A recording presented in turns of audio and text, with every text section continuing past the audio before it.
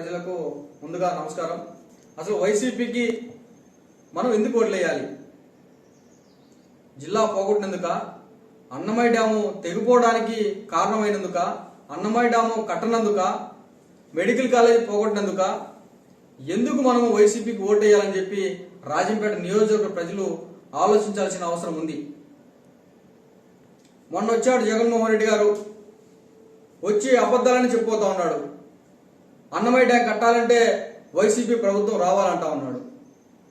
Annamayya dam తెగిపోయి 2 సంవత్సరాల పైచులకైనా కూడా వరద బాధితులకు ఇంతవరకు ఇల్లు కట్టిలే ఈ యొక్క ప్రభుత్వం అన్నమయ్య డ్యాం కడతాదా? అంటే రాజంపేట ప్రజలు మీరు చెప్పే మాటలు నమ్ముతారని మీరు అనుకుంటా ఉన్నారా? ఇల్లు కట్టని వాళ్ళు డ్యాం కడతారా? రాజంపేట ప్రజలారా ఒక్కసారి ఆలోచించండి.